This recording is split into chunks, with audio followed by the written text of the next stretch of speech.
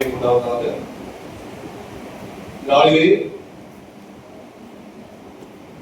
அன்பின் விருந்தாய் நாட்டிலே நானாவிலே பங்குபெறும்படியாக கத்தர் கொடுத்த மகாபலி இலக்கிற்காக கத்தருக்கு நன்றி சொல்கிறேன். செய்திக்காக காத்திருக்கும் போது அடியனுக்கு ஒரு சில வசனங்கள் உணர்த்தப்பட்டது. வசனங்களை நாம் தியானித்து நம்முடைய ஆத்மாவிற்கு பிரயோஜனப்படுத்திக் கொள்வோமாக. அதாவது இயேசுவானவர் எருசலேமுக்குள் நுழைந்த நாளிலிருந்து, அந்த பாம் சண்டே குருத்தோலை நாளிலிருந்து அன்பின் விருந்து, அதாவது திருவிருந்து ஸ்தாபிக்கப்பட்ட நாள் வரை, போன ஞாயிற்றுக்கிழமையிலிருந்து இந்த வியாழக்கிழமை வரை என்ன நடந்தது என்று நாம நாட்கள்ல சற்று பார்ப்போம். அதாவது பாம் சண்டே, அந்த குருத்தோலை ஞாயிறிலிருந்து இந்த திருவிருந்து நாள்ல இயேசுவானவர் திருவிருந்தை ஸ்தாபித்தார். இந்த நாள் வரை என்ன நடந்தது என்று நாம இந்த நாட்கள்ல சற்று விரிவாக தியானிப்போம். பாருங்க, ஞாயிற்றுக்கிழமை நாம எல்லாம் பார்த்தோம். இயேசுவானவர் தன்னை அந்த நாளிலே வெளிப்படுத்தினார். ஏன் தன்னை வெளிப்படுத்தினார் என்றால், அதாவது உலகத்தில் அவர் இருந்தாலும் உலகம் அவரை அறியாததினால் அவர் தன்னை வெளிப்படுத்த வேண்டிய ஒரு சூழ்நிலை உண்டானது. அதாவது இயேசுவானவர் அந்த 3 வருடம் ஊழியம் செய்த போது உலகத்தில் அவர் இருந்தாலும் உலகம் அவரை யார் என்று அறியாமல் காணப்பட்டார்கள். அறியாமல் இருந்ததினால் அவர் தன்னை வெளிப்படுத்த வேண்டிய, அதாவது இந்த உலகத்திற்கு நான் யார் என்று தன்னை வெளிப்படுத்த வேண்டிய ஒரு சூழ்நிலை உண்டானது. யோவான் 1:10, யோவான் 1:10.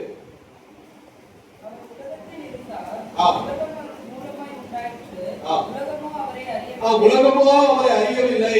அவர், அதாவது தேவனாக இருந்த போது மனிதனாக இந்த உலகத்திற்கு வந்தார், இந்த உலகத்துல இருந்தார்.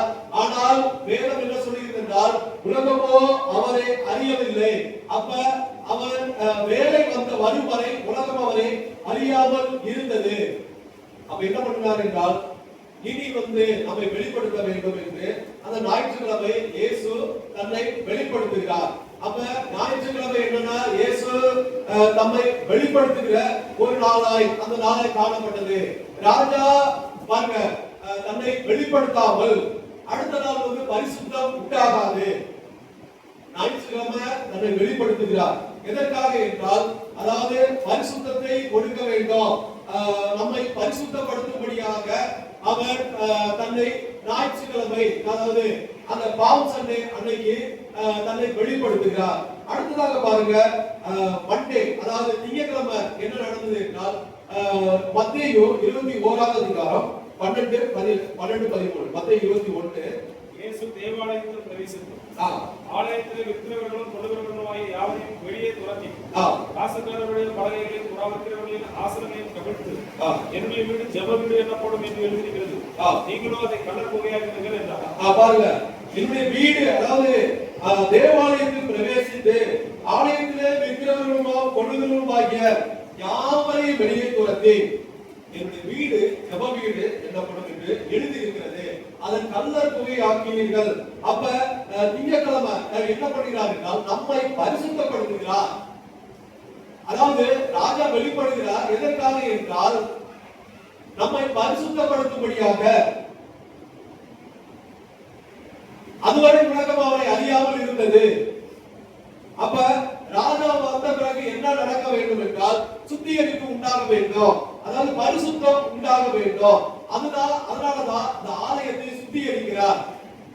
போகிறார், போய் சாட்டை எடுத்து அடிச்சு, என்னுடைய வீடை கள்ளர் புகையில் ஆக்கினீர்களே என்று அவ்வளவு கோபத்தோட எல்லாத்தையும் சாட்டை எடுத்து அடிக்கிறார். அப்ப அந்த இடத்துல ஒரு பரிசுத்தத்தை, நம்மை பரிசுத்தப்படுத்தும்படியாக அப்ப ஆலயத்தை சுத்திகரிக்கிறார். ஏனென்றால் அவர் அதாவது சுத்திகரிக்கிறவராக இருக்கிறபடியால், அவர் சுத்தமுள்ளவராக இருக்கிறபடியால் நாமும் சுத்தமுள்ளவர்களாக வேண்டும் என்று அவர் விரும்புகிறார். அவர் பரிசுத்தமுள்ளவர்களாக இருக்கிறபடியால் நாமும் பரிசுத்தமுள்ளவராக வேண்டும் என்று அவர் விரும்பினார். அதனால என்ன பண்ணுகிறார், திங்கட்கிழமை போய் அந்த ஆலயத்தை சுத்திகரிக்கிறார். அதாவது பரிசுத்தம் எப்பொழுது உண்டாகும் என்றால், அதாவது நாம் யார் என்று தெரிந்தால், அவர் பாருங்க நாம் யார் என்று தெரிந்தால் நாம் சுத்தமாவோம், நாம் பரிசுத்தமாவோம். இப்ப பாருங்க அதாவது நான் யார் என்று எனக்கு தெரியும், மற்றவர்களுக்கு தெரியுமா? ஓரளவுக்கு தெரியும், என்னோட கூட இருக்கிறவங்களுக்கு கொஞ்சம் தெரியும். ஆனால் உள்ளான மனதில் நான் எப்படி இருக்கிறேன் என்று ஒவ்வொருத்தருடைய உள்ளத்துல அவர்களுக்கு தெரியும். அப்ப நான் என்ன பண்ணுகிறேன், நான் என்ன எப்படி இருக்கிறேன் அப்படி என்று அதாவது நமக்கு தெரிந்திருந்தால் மாத்திரமே நாம் சுத்தமுள்ளவர்களாக பரிசுத்தமுள்ளவர்களாக காணப்பட முடியும். அருமையான தேவனுடைய பிள்ளைகளே, அப்ப நம்மை திங்கட்கிழமை அந்த ஆலயத்தை சுத்திகரித்து ஜனங்களை பரிசுத்தப்படுத்துகிற ஒரு நாளாக திங்கட்கிழமை காணப்பட்டது. அடுத்ததாக பாருங்க செவ்வாய்க்கிழமை டியூஸ்டே அவர் என்ன பண்ணுகிறார் என்றால் அதாவது நம்முடைய உள்ளத்தை வெளிப்படுத்துகிறார். அதாவது ட்ரூத் கன்ஃபரன்டேஷன், அதாவது நம்முடைய உள்ளத்துல என்ன மாதிரி ஜனங்கள் காணப்படுகிறார்கள் என்று அந்த உள்ளத்தை வெளிப்படுத்துகிறார். மத்தேயு 23ஆம் அதிகாரம் 28.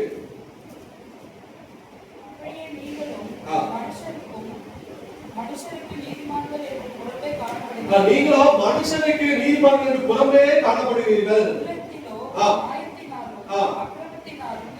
உள்ளத்திலோ மாயத்தினாலும் அக்கிரமத்தினாலும் நிறைந்திருக்கிறீர்கள். அப்ப செவ்வாய்க்கிழமை என்ன பண்ணுகிறார் என்றால் அதாவது நாம் யார் என்று வெளியில வந்து நீதிமான்களை போல தோற்றமளிக்கிறவர்களாக காணப்பட்டார்கள். யார் என்றால் 27வது வசனத்துல படிக்கலாம்.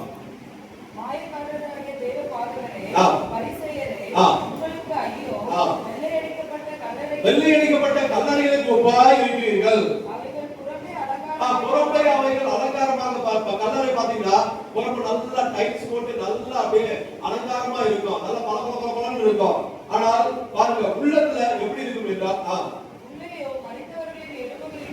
உள்ளே மறித்தவர்களின் எலும்புகளினாலும் சகல அசுத்தத்தினாலும் நிறைந்திருக்கும். பாருங்க அப்படி நாம வெளிப்புறமாக நீதிமான்களாக அவர்கள் காணப்பட்டார்கள். அவருடைய உள்ளத்தை வெளிப்படுத்தும்படியாக பாருங்க இந்த செவ்வாய்க்கிழமை அவர்கள் யார் என்று அவர்களை வெளிப்படுத்தினார்.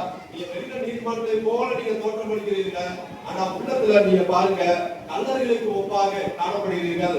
அதாவது உள்ளத்துல அதாவது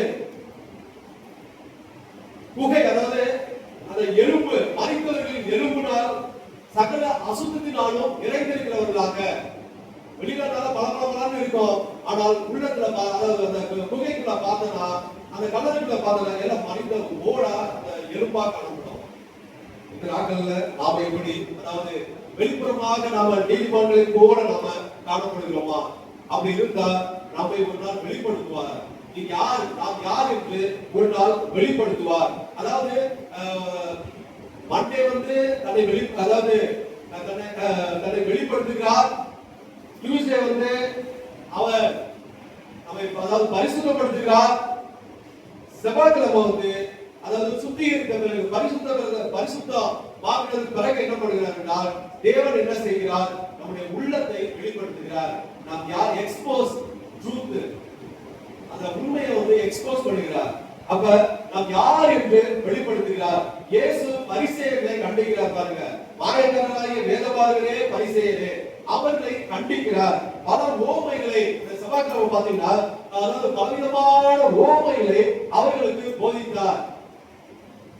அருமையான தேவனுடைய பிள்ளைகளே, எங்கே சுத்தம் உண்டோ அங்கே அதாவது சத்தியம் வேலை செய்யும். அதாவது நம்மிடத்துல உள்ளத்துல சுத்தம், உள்ளத்துல பரிசுத்தம் இருந்தால் நம்மிடத்துல அந்த சத்தியமானவர் நம்மிடத்துல கிரியை செய்வார். ஏனென்றால் சத்தியமானவராகிய அவர் இருக்கிறார், நம்முடைய உள்ளத்துல கிரியை செய்கிறவராக இருப்பார். அப்படி இல்லை என்றால் நம்முடைய உள்ளத்தை எக்ஸ்போஸ் பண்ணுவார். யார் இருக்கு அந்த செவ்வாய்க்கிழமை அப்படிதான் நடந்தது.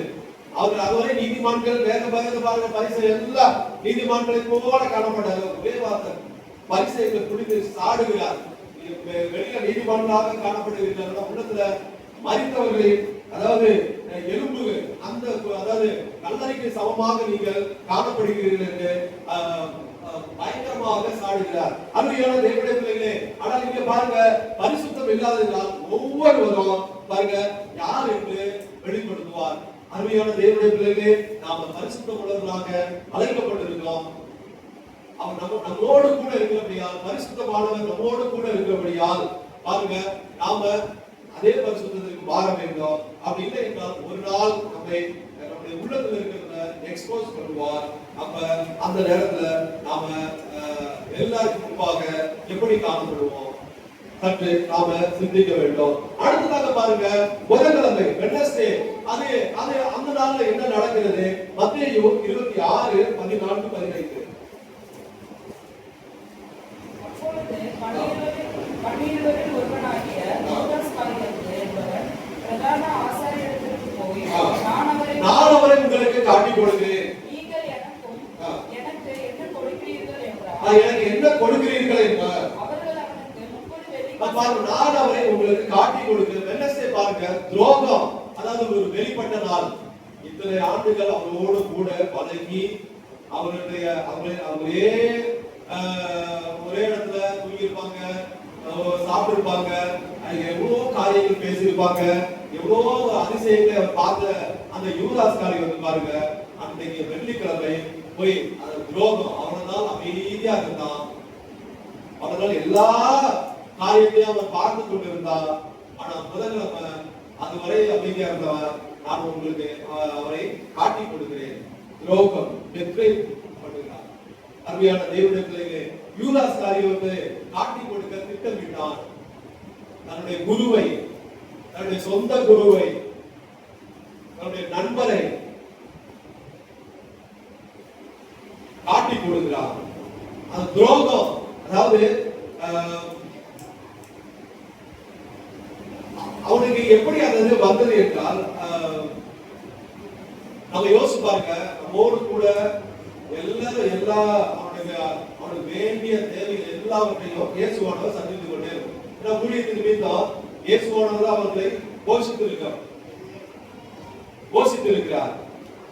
அப்ப அவர்களோடு கூட அத்தனை வருட காலமாக இருந்து அந்த துரோகம் எப்படி அவனுக்கு அந்த காணப்பட்டது அவனு பாருங்க. அதாவது சத்தியம் வெளிப்பட்ட பிறகு 1-2 முடிதான். அதாவது நம்மை பரிசுத்தப்படுத்துகிறார். அடுத்தது நம்முடைய உள்ளத்தை, அதாவது ட்ரூத் வந்து எக்ஸ்போஸ் பண்ணுகிறார். அடுத்ததாக ட்ரூத் வந்து எக்ஸ்போஸ் பண்ண அதாவது வெட்னஸ்டே வந்து 1-2 முடிவுதான் இருக்கணும். ஒண்ணு அந்த சத்தியத்தை ஏற்றுக்கொள்ள வேண்டும், அல்லது அந்த சத்தியத்திற்கு என்ன பண்ண வேண்டும், துரோகம் செய்ய வேண்டும். 2 காரியம் தான். ஆனா இந்த யூதாஸ் காரியம் மாத்திரம் அந்த சத்தியத்தை ஏற்காதபடி, அந்த சத்தியம் என்றால் இயேசுவை அந்த ஏற்காதபடி அவருக்கு துரோகம் செய்தார். அதாவது ஒன்று ஏற்க வேண்டும், இல்லது அல்லது துரோகம் செய்ய வேண்டும். இவன் அந்த துரோகத்தை அதை சூஸ் பண்ணி கொண்டார். எப்படி அது துரோகம் செய்வதற்கு மனசு வந்தது என்றால் பாருங்க, நல்ல ஒரு அருமையான வசனம். அதாவது சாத்தான் அவனுக்குள் பிரவேசித்தபடியால், வசனம் அப்படிதான் சொல்லுகிறது. சாத்தான் வந்து அவனுக்குள் பிரவேசித்தபடியால், அவனுக்குள் புகுந்தபடியால், அவன் சாத்தானாய் மாறிவிட்டபடியால் பாருங்க, சத்தியம் வந்த போது மனம் மாற அவனுக்கு மனசே இல்லை, துரோகம் உண்டானது. அருமையான தேவனுடைய பிள்ளைகளே, இந்த நாட்கள்ல நாம யோசிக்கிறோம், நம்ம நிறைய யோசிச்சு பாருங்க. அதாவது ஒருத்தர் திடீர்னு அவனுக்கு பொருளாதார கொடுத்து அப்படி மாதிரி பண்ணுவாங்க பாருங்க. அப்ப சாத்தா வந்து ஒரு இருதயத்துக்குள்ள பூந்தா என்றால் பிரவேசத்தில் என்றால் அவன் செய்ய வேண்டிய எல்லா வேலையும் இவன் யூதாஸ் காரியத்தை வைத்து செய்து விட்டான். அப்ப அவனுக்குள் அவன் பிரவேசித்தபடியால் அந்த துரோகம், அந்த எண்ணம் அவனுக்குள் உட்புகுந்தது. சத்தியம் வந்த, அதாவது பக்கத்துல இருந்தாலும் அவனுடைய மனசு மாறல. எப்படியாவது காட்டி கொடுக்க வேண்டும். அப்படியே அவனுடைய மனது புதன்கிழமை அடுத்ததாக அந்த சிந்தனை அவனுக்குள்ள இப்ப இல்ல, கொஞ்ச நாளைக்கு முன்னாடி அவனுக்கு சிந்தனைய கொஞ்சமா கூட்டிட்டு இருந்திருக்கான்.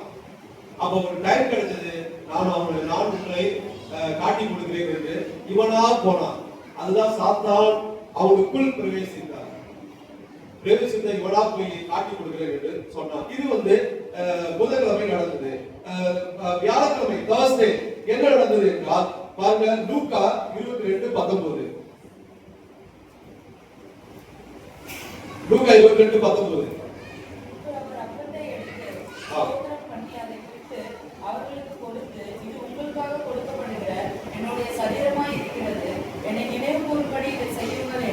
பாருங்க, அடுத்தது பாருங்க, இயேசுவானவர் அதாவது தன்னை அர்ப்பணித்த நாள் வியாழக்கிழமை.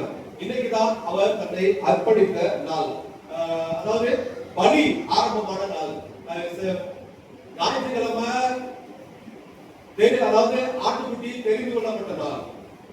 வியாழக்கிழமை பலி, நான் தான் பலி அப்படி என்று, நான் தான் அந்த ஆடு அப்படி என்று ஞாயிற்றுக்கிழமை சொன்னார். இப்ப இன்னைக்கு வந்து அதுக்கு ரெடி ஆயிட்டார், அந்த பலிக்கு பலி செலுத்துவதற்கு.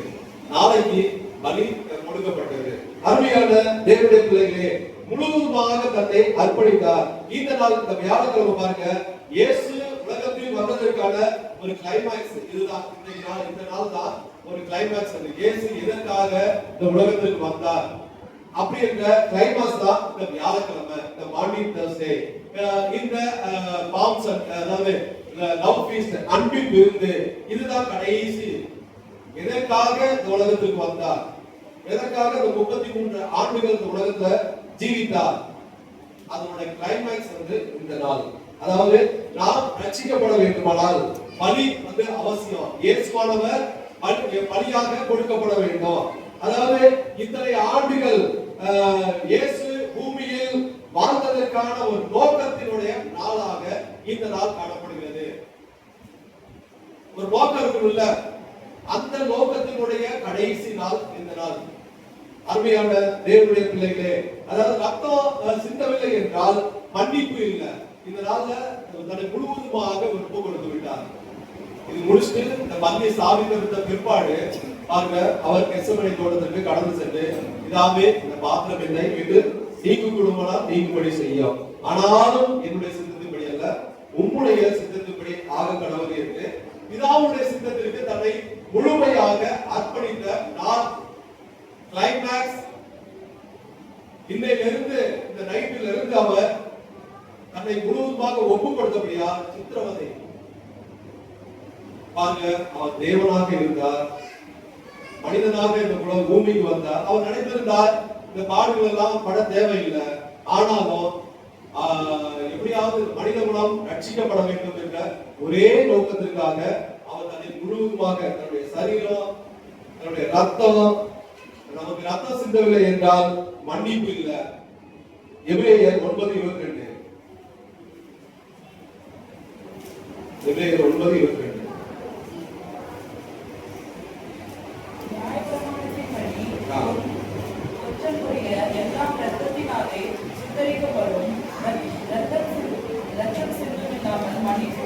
ரத்தம் சிந்துதல் இல்லாமல் மன்னிப்பு உண்டாகாது. பாருங்க, அவர் ரத்தம் சிந்தப்பட வேண்டிய, அதாவது அது கட்டாயம். ரத்தம் சிந்துதல் இல்லாமல் இந்த பூமி, இந்த உலகத்தில் இருக்கிறவர்களுக்கு, அதாவது மனித குலத்திற்கு மன்னிப்பு இல்லை. அதனால்தான் இந்த நாளை முழுவதுமாக, இந்த தர்ஸ்டே தன்னை முழுவதுமாக ஒப்பு கொடுத்தார். அப்பம் பாருங்க, உடைக்கப்படும் சரீரத்திற்கு சமமாக இருக்கிறது. நம்ம அப்பாவுக்கு கொடுக்குறோம் இல்லையா, இது வந்து சரீரத்திற்கு அடையாளம். திராட்சை ரசம் அது ரத்தத்திற்கு அடையாளமாக இருக்கிறது. நான் மறித்தவரை நினைவுபடி இப்படி செய்யுங்கள் என்று இந்த நாளிலே இந்த பந்தியை ஸ்தாபித்தார். அன்மையான தேவனுடைய பிள்ளைகளே, ஞாயிற்றுக்கிழமை பாருங்க, ஞாயிற்றுக்கிழமை இயேசு தன்னை வெளிப்படுத்தினார். இயேசு தன்னை வெளிப்படுத்தினால் என்ன வேண்டும்? நம்மை பரிசுத்தப்படுத்த வேண்டும். நம்மை பரிசுத்தப்படுத்துகிறார். திங்கட்கிழமை, செவ்வாய்க்கிழமை பரிசுத்தப்படுத்த பிறகு என்ன பண்ணணும்? அவரை நாம் ஏற்றுக்கொள்ள வேண்டும். உள்ளத்துல, அதாவது உள்ளத்தை வெளிப்படுத்தினார். யாருடைய உள்ளத்தை? நம்முடைய உள்ளத்தை. பரிசேயர்கள் நீதிமன்றாக காணப்பட்டார்கள். அவருடைய உள்ளத்தை வெளிப்படுத்தினார். நீங்க யார் என்று அவர்கள் அந்த உண்மையை எக்ஸ்போஸ் பண்ணினார். வெட்னஸ்டே துரோகம் உண்டான நாள், துரோகம் வெளிப்பட்ட நாள், கூட இருந்தே துரோகம் செய்த அந்த நாள். வியாழக்கிழமை இயேசு முழுவதுமாக தன்னை அர்ப்பணித்த நாள். கிளைமாக்ஸோட இந்த இதற்காக வந்ததற்கான ஒரு கிளைமாக்ஸ் அந்த நாள். அருமையான தேவனுடைய பிள்ளைகளே, இந்த வாரம் வந்து ஒரு சாதாரணமாக நம்ம வாரம் இல்ல, ஞாயிற்றுக்கிழமையில இருந்து நாளை வரை அந்த சாதாரணமான ஒரு வாரத்துல ரட்சிப்பின் வாரம், அதாவது ரட்சிப்பின் நாட்கள் ஒவ்வொரு நாளும் முக்கியமாக காணப்பட்டது. அருமையான தேவனுடைய பிள்ளைகளே, இந்த பாம் சண்டே முதல் இந்த லாஸ்ட் சப்பர், அதாவது இந்த லவ் ஃபீஸ்ட், இந்த அன்பின் விருந்து வரை எல்லாம் வந்து ஒரே ஒரு நோக்கம், மனிதனை மீட்கும்படியாக. எப்படியாவது மனிதனை மீட்க வேண்டும், பாவத்திலிருந்து மீட்க வேண்டும். இயேசு தன்னை உலகம் அறியாததுனால் இப்ப எல்லாம் நடந்தது. அதாவது வேலை வந்தது என்று அவர் இந்த கடைசி நாட்கள்ல எல்லாவற்றையும் செய்து முடிக்கிறார். அதற்கு, அதாவது நம்முடைய பாவம் மீட்கப்பட வேண்டும் என்றால் அதற்கு ஒரு வழி தேவைப்பட்டது. அந்த வழியாக இயேசுவானவர் தன்னை முழுவதுமாக ஒப்பு கொடுத்தார். ராஜா வெளிப்பாடு, அதாவது தன்னை வெளிப்படுத்தினார். அடுத்த பரிசுத்தம் உண்டானது, அது அடுத்த சத்தியம், அடுத்தது துரோகம், அடுத்தது பலி ஆரம்பம். இந்த இடத்துல பலி ஆரம்பமானது. அருமையான தேவனுடைய பிள்ளைகளே, இது முடிச்சு, அதாவது இந்த பந்தியை ஸ்தாபிக்கப்பட்ட பிற்பாடு கெத்செமனே தோட்டத்திற்கு கடந்து செல்கிறார். தன்னுடைய சீஷர்களோடு கடந்து சென்று அங்கே ஜெபம் பண்ணுகிறார். இரவு அவர் அதாவது கூட இருந்த யூதாஸ் காரியத்து அவனாலையும் போர் சேவகர் எல்லாரும் கடந்து வந்து அவரை கட்டி பிலாத்துடைய அரண்மனைக்கு இழுத்து சென்றார்கள். அதை குறித்து அந்த சிலுவையில தொங்கின போது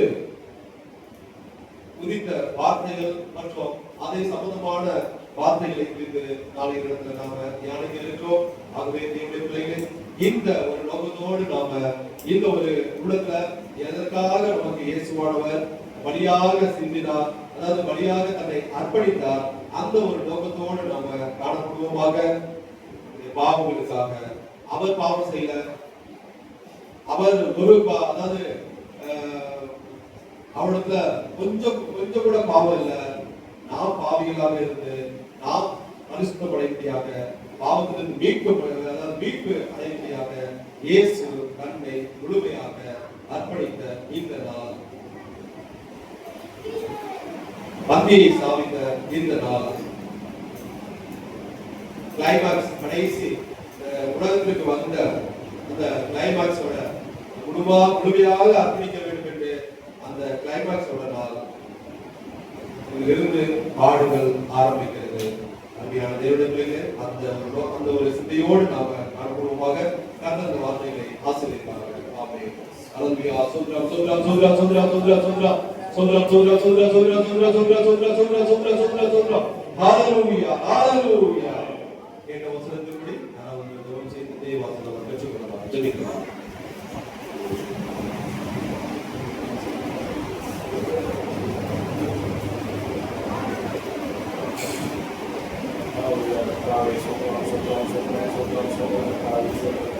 Hallelujah.